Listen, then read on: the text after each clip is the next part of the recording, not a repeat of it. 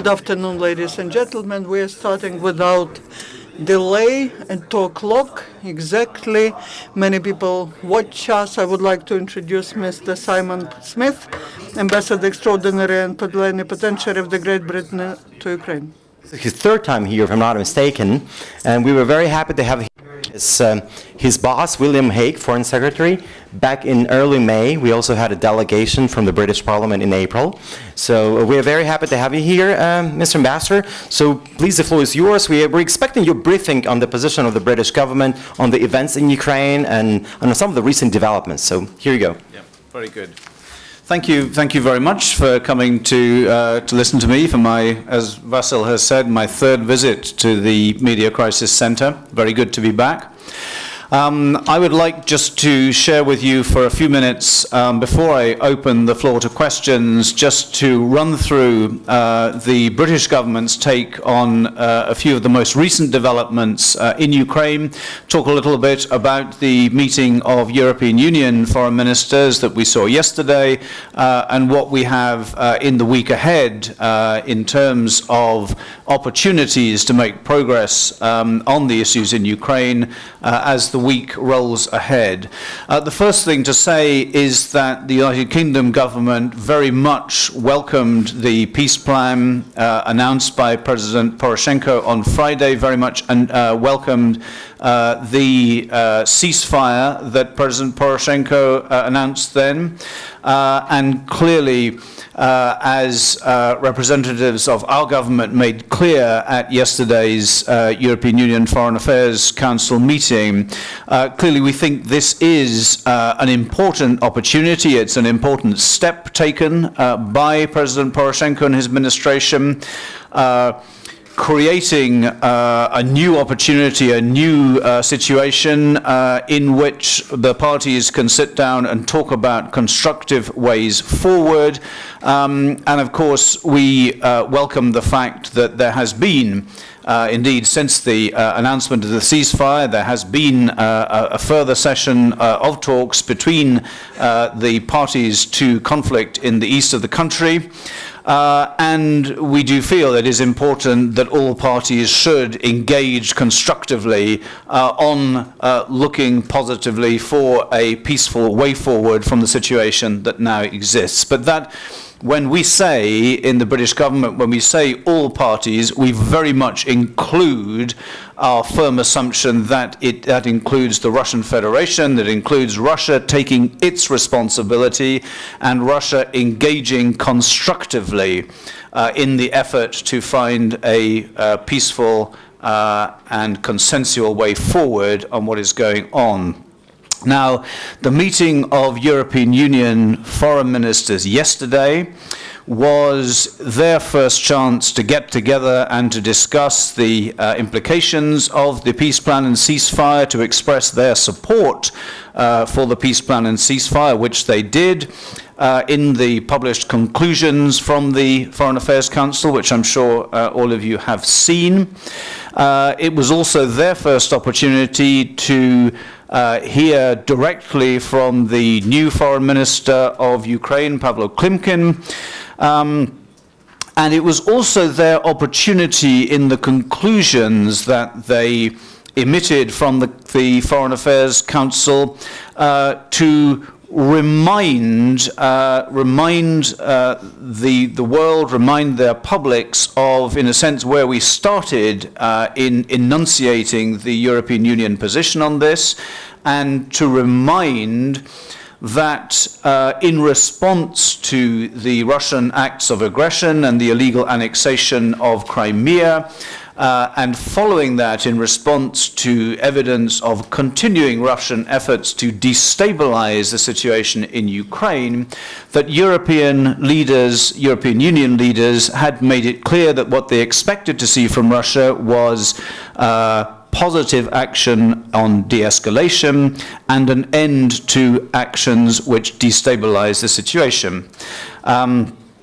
Very much consistent with that, the Foreign Affairs Council in its conclusions yesterday called on Russia to use its influence on separatists, to encourage them to lay down their arms. It also called on Russia to stop the flow of illegal militants and weapons across the border. It made very clear that the governments of the European Union regard this very much as a responsibility, as a duty that lies on Russia. Again, as I mentioned, to take positive action to de-escalate. And to stop destabilizing action. And there was a repeated signal in the Council conclusions that work on the sanctions dimension, that work on sanctions continues. And in the words of the conclusions, they made very clear that further steps can be taken, I'm quoting, further steps can be taken should events in eastern Ukraine so require. So there is a very clear message there that says this is an opportunity. But if the opportunity is not taken by all parties concerned, and if responsibility is not accepted, then that process of going further into sanctions measures, that process will continue. And of course, we have another opportunity for European leaders to meet on the 27th of June. That's on Friday this week, when the June European Council meets. That, of course, is a meeting that's very much in the regular schedule of meetings of European Union heads of state and government. And so in that sense, it's been planned for, I would guess, over a year. It wasn't envisaged that Ukraine would be on the agenda when that meeting was originally planned. But clearly Ukraine will be on the agenda. It is not possible to envisage a meeting of European Union leaders without Ukraine being on the agenda these days. And I think that a very good opportunity has been taken here to ensure that that meeting coincides with the opportunity for the European Union to sign the remaining parts of the association agreement with Ukraine, and those parts which open the way for implementation of the deep and comprehensive free trade area. So that is all going to be done at the European Council on Friday. And again, I think that will be an opportunity for European Union leaders to assess what has been done in the meantime, to take this opportunity provided by the ceasefire and the peace plan. Just to mention a couple more things, one of the things that I would like to flag up that also arose from the European Union Foreign Affairs Council meeting was the agreement on what's called a CSDP mission, a European Union Common Security and Defence Policy mission. This is an initiative that's been under discussion for some while. It's an initiative which has from the start had the very strong support of the British government, and the idea is to put together an initiative which in very practical but also in terms of policy advice and in terms of advice on devising strategy, an initiative which supports the construction of effective, sustainable, efficient and accountable security and law and order services in Ukraine. And I think this is something that has been put together. This initiative has come against the background of what has been, I think, correctly perceived as something of a collapse in confidence in many parts of Ukraine in security and policing structures, and a recognition that in order to regain this confidence, that some fairly fundamental reforms and restructuring were needed.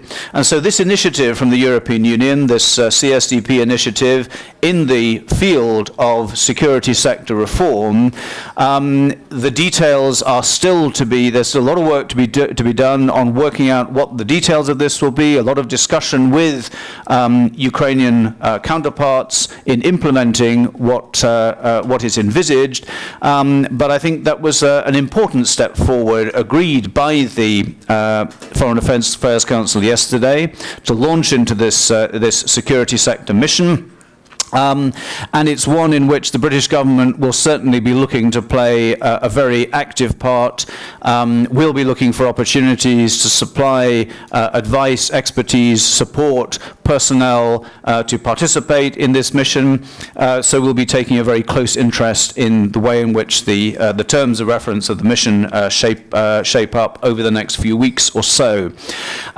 And in that context, and finally, I'd also just like to flag up that we in the British Embassy are also now looking at a new phase of projects in the broad area of peace building, of building and restoring confidence across conflict divides. There's clearly a lot of work to be done in the realms of reconciliation, in the realms of reconciling differences between sectors of the population. And so we are launching another phase of what we call our sort of peace building initiative. Details of that are on the Embassy's website, and we're calling for expressions of interest to work with us from Ukrainian partners over the next few weeks or so. And all that, and again this is my final word, all that very much done in the context of the very firm conviction that remains in the British government, which is that we want to work positively, constructively, alongside Ukraine in the building up, the development of a strong, successful, united Ukraine.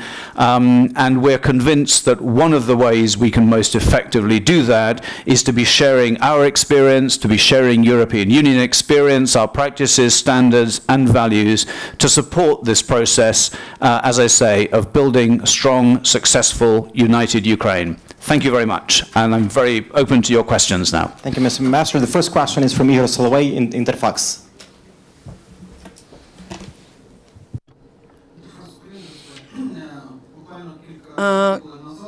Several minutes ago, Putin has submitted the proposal on cancelling the law which regulated the use of armed forces by Russian Federation on the territory of Ukraine. What's your assessment of that step? How do people in the West assess it? I only just heard a few minutes ago, I mean, in the last hour or so, I'd seen the initial reports that indeed, as you say, as I understand it, that President Putin had given instructions to the Federation Council to remove or rescind the order they'd given on the use of Russian troops on Ukrainian territory. And, you know, clearly in the sense that we feel in the British government that was a measure that never had justification. It was a measure that should never have been taken. To that extent, obviously, we think it's a good thing if that measure is now going to be rescinded. But I think we would say certainly that is the right thing to do. It was the wrong thing to do to introduce the measure in the first place. It's the right thing to do to cancel it if that's what's going to happen. But we would definitely say that the responsibility of Russia absolutely does not end there. The responsibility that Russia has, as we've been saying over the last few weeks, to take positive action to de-escalate, to take positive action in calling on separatists in the east of Ukraine to lay down their weapons and to participate in the search for a peaceful outcome to what's going on, and the call that we've made on Russia to take a grip on what is happening in terms of weapons and militants coming across the border. It's very clear to us that there remain a lot of things that still need to be done by Russia in order for Russia to measure up to its responsibility and its responsibility to play a constructive and active part in producing a solution to the problems, not simply adding to the problems. Mr. Ambassador, here you go. Mr. Ambassador, how ready is Great Britain to impose the third round of sanctions to Russia, assuming that Russia has not yet stopped all the aggression despite the peaceful plan implementation? How realistic is that?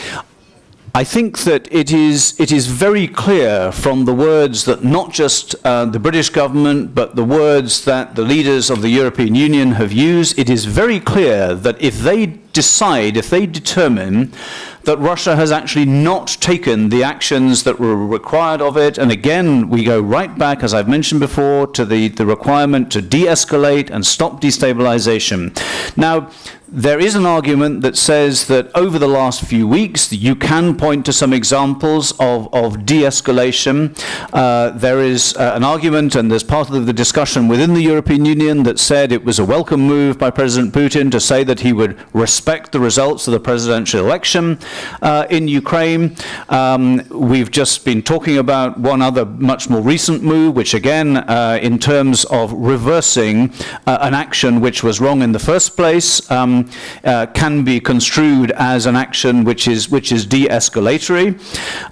We've seen one or two kind of movements of large concentrations of troops on the other side of the border from Ukraine, and again some of those troops have moved back. So the landscape is not absent. I mean, the landscape is not bereft of de-escalatory actions. But I think that, as I was saying, the European leaders have made very clear that for Russia to fully accept its responsibility and its responsibility to participate positively and constructively in what's going on, it needs to do more. And so I think the logic of the message is to say, and again, you will have seen this in the conclusions of the Foreign Affairs Council yesterday, seen a very clear reference to the fact that the work on sanctions continues.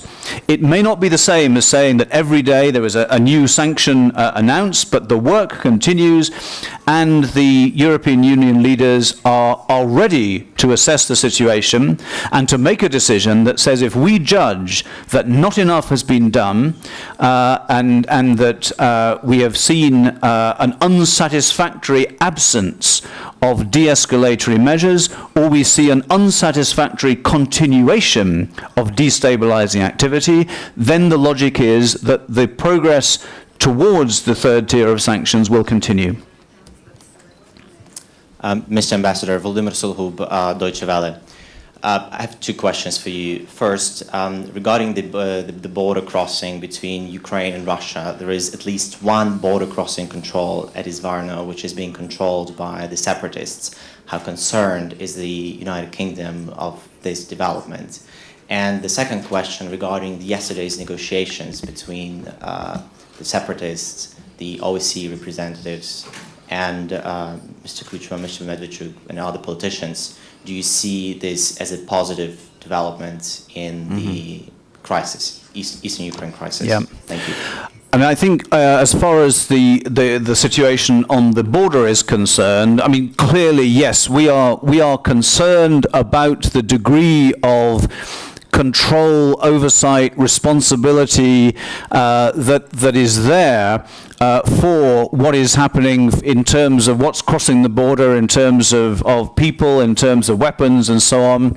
And so to that extent, it's very clear to us that any solution to the problem of what is going on, any solution to the confrontations that are taking place in that region, it's a very important element in all that people should have confidence that border crossings are under effective control, under effective supervision. And so to that extent, if there are parts of the border that are clearly not under effective control, that is an issue, that's a problem that needs to be addressed quickly.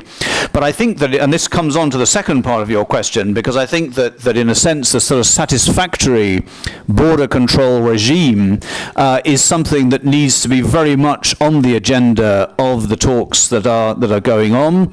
There needs clearly to be confidence that movements of people and weapons can be controlled. There needs to be confidence that the borders are not allowing across new waves of destabilizing elements, and so to that extent, again, my own understanding was that it was no surprise to see that in the context of the peace plan that was announced by President Poroshenko last week, it was no surprise to see that there is a particular concern about establishing confidence on what is happening on either side of the border. Now, as far as the talks themselves are concerned, I think that in very general terms, the view of the British government would be that really any process of dialogue that takes the opportunity to get people to sit down, talk about their differences, rather than shoot each other, has to be a good thing.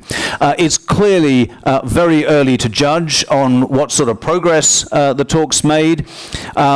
It's I think even too early to judge whether, in fact, at the moment, this process of talks has actually succeeded in encouraging all parties to the conflict to commit to the outcome of the talks. And so clearly more progress needs to be made. And again, I repeat, this is where it's very important that Russia exerts its influence to send a very clear message to the separatist militants to say there is now a ceasefire, there is now a process of dialogue underway, and you guys need to commit to that and stop the continuation of armed conflict, stop the continuation of armed attacks in the region. So again, the process of talks is very much an opportunity, but I think that that it's very early to judge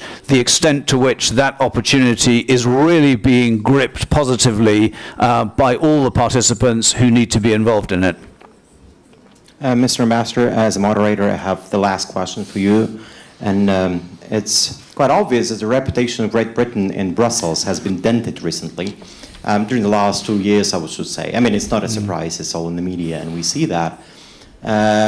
Now, especially with your government's fierce opposition to a possible appointment of Juncker as a president of the European Commission, don't you think that if he will be appointed still, that your position, British position on Ukraine, and your basically initiative to moderate sort of an EU position on Ukraine vis-a-vis will be undermined in a way, and your influence will be further diminished in Brussels? I mean, what's your view on that? I'm going to start by disagreeing with your introductory bit of your question, because I think, yes, it's absolutely true. Nobody is denying that that in many respects the attitude of the position of the British government vis-à-vis the European Union, the position of many parts of the British population in relation to the European Union is a skeptical one, and it is